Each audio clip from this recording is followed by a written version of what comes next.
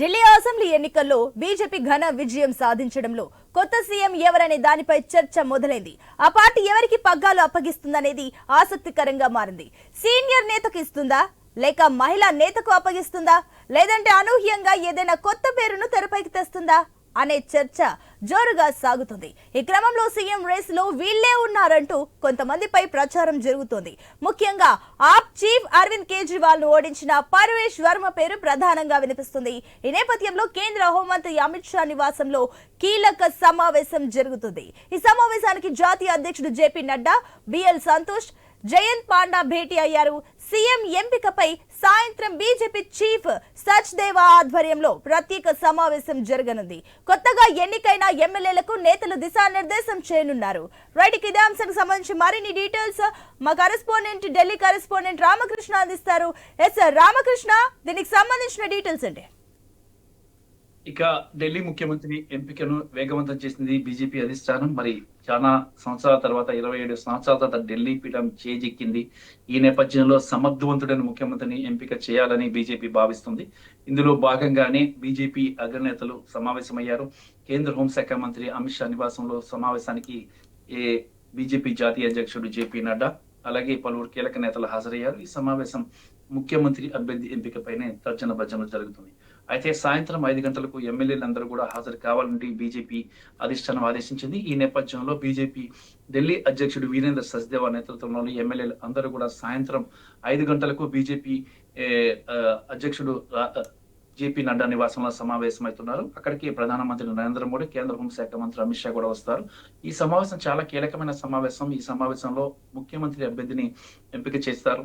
మరి ప్రధానమంత్రి విదేశీ పర్యటన నేపథ్యంలో ఈ రోజు ముఖ్యమంత్రి అభ్యర్థిపై తేల్చనున్నారు ముఖ్యమంత్రి అభ్యర్థిని. మరి ఈ ముఖ్యమంత్రి అభ్యర్థి రేస్ లో ఇటు మనోజ్ తివారీ, విజేంద్ర గుప్తా, అలాగే పర్వేష్ సాహిబ్ సింగ్ వర్మ ఈ ముగ్గురు ఉన్నారు. ఢిల్లీ ముఖ్యమంత్రి అరవింద్ కేజ్రీవాల్ ని ఓడించినటువంటి పర్వేష్ సాహిబ్ సింగ్ వర్మ పైనే అధిష్టానం మొగ్గు చూపిస్తుంది. ఎందుకంటే ఇద్దరు కీలకమైన వ్యక్తులను ఓడించి న్యూఢిల్లీ స్థానాన్ని దక్కించుకున్నారు పర్వేష్ సాహిబ్ సింగ్ వర్మ. మరి ఈ నేపథ్యంలో అటు అరవింద్ కేజ్రీవాల్, అలాగే ఢిల్లీ మాజీ ముఖ్యమంత్రి శీలా దీక్షిత్ కుమారుడు సందీప్ దీక్షిత్ ఇద్దరిని కూడా ఓడించారు. ఇద్దరిని కూడా ఓడించిన నేపథ్యంలో ఈయనకే అవకాశం ఇవ్వాలి, సమర్థవంతంగా నిర్వహిస్తానని భావిస్తుంది. ఈ నేపథ్యంలో పర్వేష్ సాహిబ్ సింగ్ వర్మకు ముఖ్యమంత్రి చేసే అవకాశాలు స్పష్టంగా కనిపిస్తున్నాయి. ఇప్పటికే కేంద్ర హోంశాఖ మంత్రి అమిత్ షా పర్వేష్ ని పిలిచి మాట్లాడినట్లు సమాచారం. ఈ నేపథ్యంలోనే ప్రస్తుతం అయితే మాత్రం చాలా వాడివేడిగా చాలా తీవ్రమైన కసరత్తు జరుగుతుంది అభ్యర్థి ఎంపికపై. మరి ఈ అభ్యర్థి ఎంపిక విషయంలో అన్ని రకాలుగా ఆలోచిస్తున్నారు. ఇటు సమర్థవంతంగా పరిపాలన నిర్వహించాలి, దాంతో పాటు ప్రజలు ఏమై కోరుకున్నారో అది అందించేందుకు ముఖ్యమంత్రి అహర్నిశలు కృషి చేయాలి. అలాంటి సమర్థవంతమైన వ్యక్తిని ఇక్కడ ఎంపిక చేస్తున్నారు. దీనికోసమే కసరత్తు జరుగుతుంది. ఈ రోజు రాత్రికి బీజేపీ పార్లమెంటరీ బోర్డు సమావేశం జరగనుంది. ఆ సమావేశంలో ఢిల్లీ ముఖ్యమంత్రి ఎవరు అనే అంశం మీద ఒక కొలిక్కి రానుంది. ముఖ్యమంత్రి అభ్యర్థిని ఎంపిక చేస్తారని సమాచారం అందుతుంది. రేపు గవర్నర్ వికే సక్సేనాను కలిసి ముఖ్యమంత్రి అభ్యర్థికి సంబంధించి వివరాలు అందజేస్తారు. ముఖ్యమంత్రిగా ప్రమాణ స్వీకారానికి అవకాశం కల్పించాలనే డేట్ ను కూడా రేపు ఫిక్స్ చేసే అవకాశాలు కనిపిస్తుంది.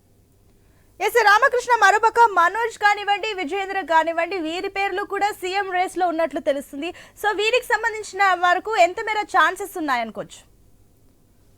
అంటే మనోజ్ తివారీకి అయితే ఛాన్సెస్ కూడా ఉన్నాయి. ఎందుకు, మనోజ్ తివారీ కూడా చాలా సీనియర్ నేత, సమర్థవంతమైన నేత కాబట్టి ఆయనకు కూడా అవకాశం ఉంది. మనోజ్ తివారీ అలాగే ఈ పర్వేష్ వర్మ కూడా అవకాశం ఉంది. ఇద్దరిలోనే ఎక్కువ అటు ఇటు అయ్యే అవకాశం ఉంది.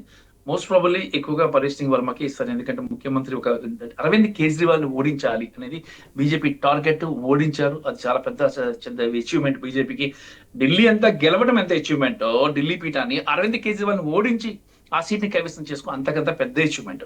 సో ఈ అచీవ్మెంట్ ని తీసుకొచ్చింది పర్వేష్ సింగ్ సాహిబ్ వర్మ కాబట్టి ఆయనకి అవకాశం ఎక్కువ ఇస్తారని సమాచారం. ఎస్ రామకృష్ణ, మరోపక్క అటు మనోజ్ తివారీ కూడా ఎన్నో ఏళ్లుగా పార్టీకి సేవ చేస్తున్నారు, ఒక సీనియర్ నాయకుడు కాబట్టి ఇలాంటి టైంలో ఏమైనా ఇంకా ఒకవేళ సీఎం పీఠం కాకపోతే ఇంకేమైనా కీలకమైన పదవులు అప్పగించే ఛాన్సెస్ ఉన్నాయనుకోవచ్చా? కీలకమైన పదవులు ఏది ఇస్తారు. ఎందుకంటే టార్గెట్ కేజ్రీవాల్ ని టార్గెట్ చేశారు. కేజ్రీవాల్ ఓడిపోయారు. కేజ్రీవాల్ ఓడటమే చాలా పెద్ద అచీవ్మెంట్. 3 సార్లు ముఖ్యమంత్రిగా గెలిచారు, ఆమ్ ఆద్మీ పార్టీని తీసుకొచ్చారు. అసలు ఢిల్లీ మొత్తాన్ని గుప్పట్లో పెట్టుకున్న 2050 వరకు ఢిల్లీని వదిలేది లేదంటూ శపథం చేశారు. అలాంటి వ్యక్తిని ఓడించారు కాబట్టి పరేష్ సింగ్ సావి వర్మకు ఎక్కువ అవకాశాలు ఉన్నాయి.